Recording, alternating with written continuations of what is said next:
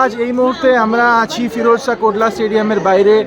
আজ বিরাট কোহলির ডোমেস্টিক ক্রিকেটে ঘর বাপসির দিন। এই মুহূর্তে আমরা আছি গেট নাম্বার 16 বাইরে। খানিকক্ষণ আগে অজস্র लोग, विशाल बड़ो क्राउड। भैया कहाँ से आए हो? क्या लग रहा है कोहली कैसा परफॉर्म करेगा? अच्छा करेगा, बहुत अच्छा करेगा। सेंचुरी आएगी, सेंचुरी।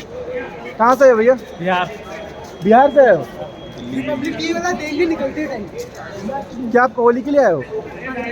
कैसा लग रहा है कोहली कैसा परफॉर्म करेगा? कोहली डबल सेंचुरी मारेगा। बट आज कोहली बैट नहीं करेगा, आपको पता है ना। आज बैट नहीं करेगा। आज हम फील्डिंग देखेंगे। आज तो आज सबसे fielding दिन है, देखेंगे। पूरे दिन देखेंगे आज कोहली।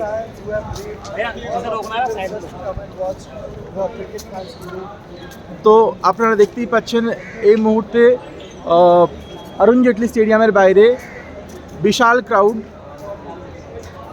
ডিডিসিএ যে দিল্লি ক্রিকেট অথরিটি এক্সপেক্ট করছিল অ্যারাউন্ড 4 থেকে 5,000 লোক, and they prepare for 10,000 people. But এখানে যা সিচুয়েশন এই মুহূর্তে, তাতে 10,000-এরও অনেক বেশি দর্শক বিরাট কোহলিকে দেখার জন্য সকাল 6টা থেকে এখানে উপস্থিত ছিল।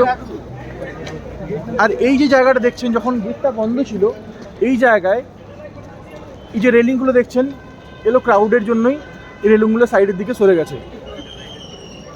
এখনো পর্যন্ত লোক আসছে, লোক এসেই যাচ্ছে।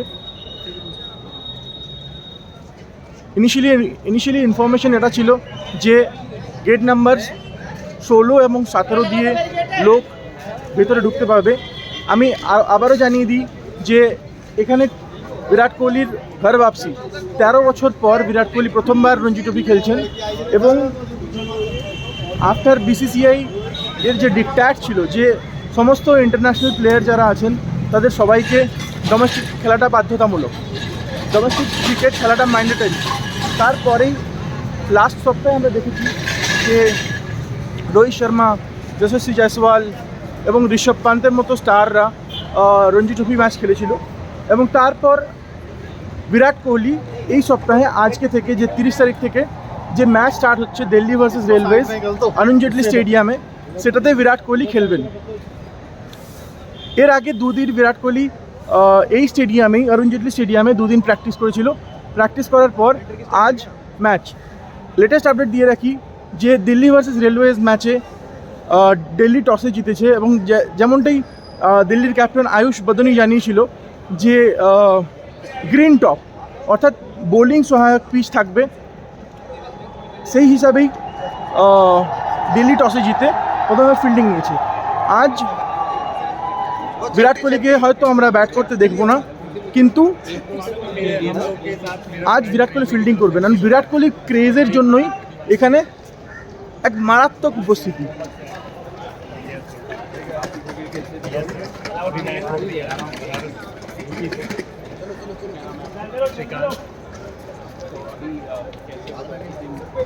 खेल में हो फिर भी आप आए हो, क्रिकेट का वो चीज़ तो है ना, स्पोर्ट्स में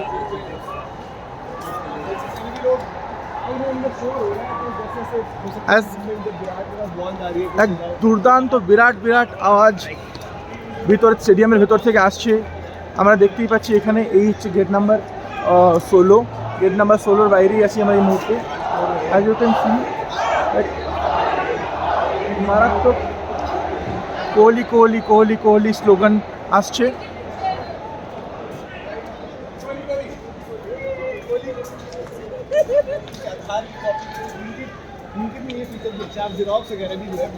সাড়ে 9টার থেকে ম্যাচ শুরু হওয়ার কথা ছিল, ম্যাচ অলরেডি শুরু হয়ে গেছে। দিল্লি টসে জিতে বোলিং নিয়েছে। सर आप कहाँ से आए हो? भैया मैं मुनीरका से आया हूँ। मुनीरका से कितने बजे आए हो? अभी आए हो? मैं तो 1-1.5 घंटे से भटक रहा हूँ इधर उधर। गेट पता नहीं था, गेट पता नहीं, बहुत ज़्यादा पब्लिक, बहुत क्राउड था। आप क्या कोहली के लिए आए हो? कोहली तो है ही सर, लीजेंड सबके, लेकिन मेरा फ्रेंड है अभी। अच्छा, आपका फ्रेंड कौन सी टीम खेल रहा है? रेलवे तरफ से। क्या नाम है? सैफ मोहम्मद। मोहम्मद सैफ। ठीक है, आप एंजॉय करिए। Okay sir, thank you. Thank you. It's already সকাল 10টা ঘড়ির কাটায়। কিন্তু এখনও পর্যন্ত 9:30 পর্যন্তই 9:30 সময় ম্যাচ শুরু হওয়ার কথা ছিল, কিন্তু এখনও পর্যন্ত লোক এসেই যাচ্ছে, দর্শক এসেই যাচ্ছে, এবং ছোট ছোট বাচ্চা থেকে শুরু করে 50-year-old প্রাপ্তবয়স্করাও অরুণ জেটলি স্টেডিয়ামের বাইরে এখন ভিড় লাগিয়েছে শুধুমাত্র বিরাট কোহলিকে এক ঝলক দেখার জন্য। আবারও জানি রাখি, যে জায়গাটা এইমাত্র আমরা দাঁড়িয়ে আছি, ইনিশিয়ালি এই 16 নম্বর গেটটা খোলা ছিল না, যার ফলে এখানে একটা ক্রাউড ম্যানেজমেন্টের সিচুয়েশন তৈরি হয়েছিল, এবং যার ফলে কিছু লোকের মধ্যে ধস্তাধস্তি শুরু হয়েছিল।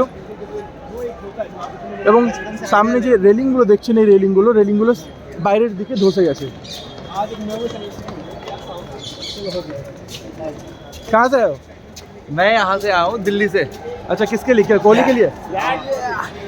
क्या लगता है कोहली कैसा खेलेगा? बहुत बढ़िया बहुत बढ़िया बहुत मस्त।